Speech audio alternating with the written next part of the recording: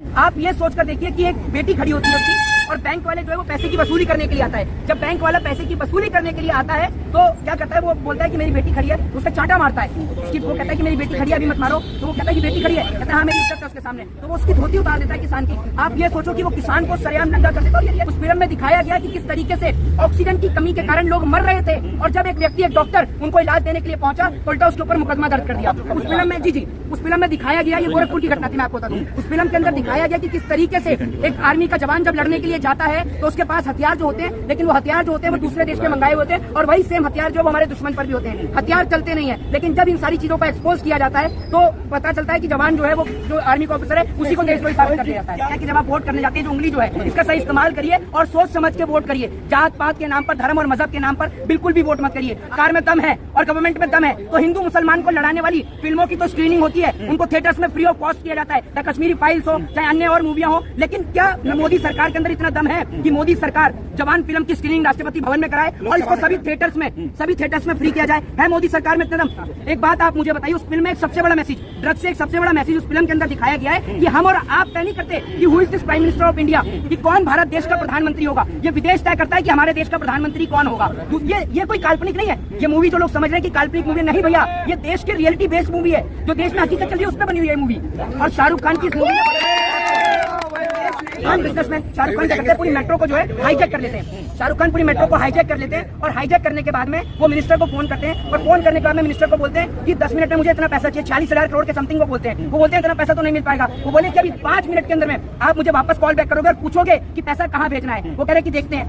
बिल्कुल मूवी मैंने देखी और जो उसका जो सीन है ना, मैं आपको बता दूं कि जवान मूवी एक ऐसी मूवी है कि अगर कोई भी व्यक्ति इस मूवी को देखेगा तो आंख से आंसू टपका देगा सर। जब वो उसमें बोलते हैं ना, जब वो शाहरुख खान उसमें बोलते हैं कि 10281, ये जानते हैं क्या है? जानते हैं क्या है ये? क्या? आपने मूवी देखी है 10281? जानते हैं क्या है ये? ये 10281 10,281 किसानों ने आत्महत्या करी है इस देश के अंदर। जो डाटा जो है वो शाहरुख खान बताते हैं कि एक साल में इतने किसान हमारे देश के मरे हैं। आप ये सोचकर देखिए कि एक बेटी खड़ी होती है उसकी और बैंक वाले जो है वो पैसे की वसूली करने के लिए आता है। जब बैंक वाला पैसे की वसूली करने के लिए आता है तो क्या करता है, वो बोलता है कि मेरी बेटी खड़ी है, उसका चांटा मारता है। उसकी वो कहता है कि मेरी बेटी खड़ी है, अभी मत मारो। तो वो कहता है कि बेटी खड़ी है, कहता है हाँ मेरी इज्जत है उसके सामने। तो वो उसकी धोती उतार देता है किसान की। आप ये सोचो कि वो किसान को सरेआम नंगा कर देता है। और ये रियलिटी है सर, ये इस देश की हकीकत है कि आज इस देश में मर्सिडीज खरीदने जाओगे तो कम टैक्स पे करना पड़ेगा, लेकिन अगर ट्रैक्टर खरीदोगे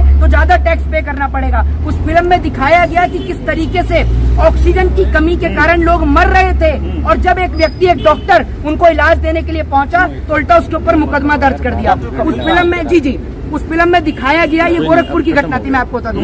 उस फिल्म के अंदर दिखाया गया कि किस तरीके से एक आर्मी का जवान जब लड़ने के लिए जाता है तो उसके पास हथियार जो होते हैं, लेकिन वो हथियार जो होते हैं वो दूसरे देश के मंगाए होते हैं और वही सेम हथियार जो वो हमारे दुश्मन पर भी होते हैं। हथियार चलते नहीं है, लेकिन जब इन सारी चीजों को एक्सपोज किया जाता है तो पता चलता है कि जवान जो है वो जो आर्मी का ऑफिसर है उसी को देशद्रोही साबित कर दिया जाता है। क्या 2024 का जो इलेक्शन इसको आईना दिखाने का जवान ने किया है? बिल्कुल किया है सर। एक एक रियलिटी है इस फिल्म के अंदर, एक एक रियलिटी है।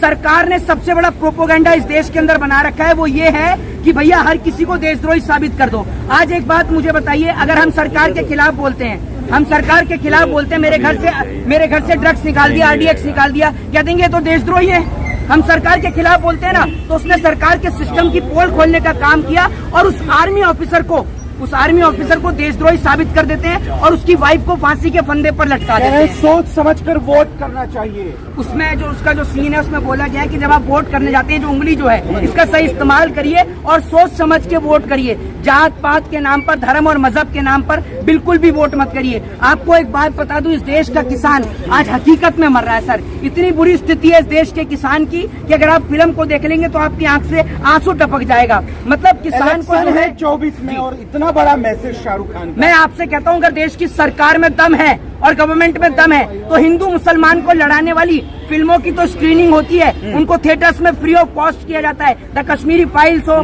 चाहे अन्य और मूवियां हो। लेकिन क्या मोदी सरकार के अंदर इतना दम है कि मोदी सरकार जवान फिल्म की स्क्रीनिंग राष्ट्रपति भवन में कराए और इसको सभी थिएटर्स में फ्री किया जाए? है मोदी सरकार में इतना दम? ये रियलिटी है मोदी सरकार की और मोदी सरकार की हकीकत कि इस देश के अंदर इस देश का हेल्थ सिस्टम इतना खराब है कि इस देश में रुई से लेकर पट्टी से लेकर कैंची से लेकर एम्बुलेंस तक हर चीज में करप्शन है, हर चीज के अंदर करप्शन है। और जब उस करप्शन की पोल खुलती है, होता यह है कि उसको उठा के लेके जाया जाता है हेल्थ मिनिस्टर को, जिस अस्पताल में देश की आम जनता का इलाज होता है, उसी अस्पताल में इलाज कराने के लिए पहुंचा जाता है। मैं जवान मूवी को 4 से 5 टाइम देख चुका हूँ और मैं आपको एक बात बता दूं कि मैं आज तक अपने जीवन में मैंने ये 4 मूवी देखी, चौथी मूवी देखी जो थिएटर के अंदर बैठकर देखी है, लेकिन आज तक कभी भी मैंने सर अपनी लाइफ में बहुत सारी चीजें, डेड बॉडीज को सामने देखा है, बहुत सारी चीजों को देखा है, लेकिन कभी मेरी आंख से आंसू नहीं टपका। लेकिन पहली एक ऐसी मूवी थी जिसको देख के मेरी आंख से आंसू टपका, क्योंकि वो जो किसान है ना सर, वो इस देश का किसान, जो आप ये सोचिए कि मेहनत करके अनाज पैदा करके आपका और मेरा पेट भरता है, और इस देश में उसी किसान का शोषण हो रहा है। दरअसल आर्यन खान को लेकर भी इसमें थोड़ा सा रोल अदा किया गया। शाहरुख खान के फेमस डायलॉग आप तो बताइए मोहित जी, आप तो 2-3 बार भाई डायलॉग तो बताइए शाहरुख खान। देखिए शाहरुख खान का जो उसमें सबसे फेमस डायलॉग है कि बेटे को हाथ लगाने से पहले बाप को हाथ लगाना पड़ेगा, वो सबसे फेमस डायलॉग है। लेकिन मैं आपको बता दूं फिल्म का ये बिल्कुल आर्यन खान पे, मैंने आपसे क्या बोला, आर्यन खान वही आर्यन खान है जो शाहरुख खान के बेटे जिनके ऊपर ड्रग्स का आरोप लगाया गया था। एक बात आप मुझे बताइए, उस फिल्म में एक सबसे बड़ा मैसेज, ड्रग्स से एक सबसे बड़ा मैसेज उस फिल्म के अंदर दिखाया गया है कि हम और आप तय नहीं करते कि who is this prime minister of India, कि कौन भारत देश का प्रधानमंत्री होगा। ये विदेश तय करता है कि हमारे देश का प्रधानमंत्री कौन होगा।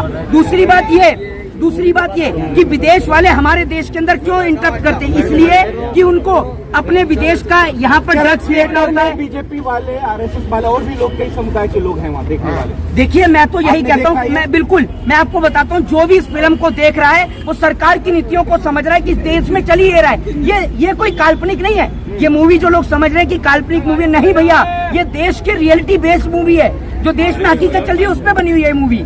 और शाहरुख खान की इस मूवी में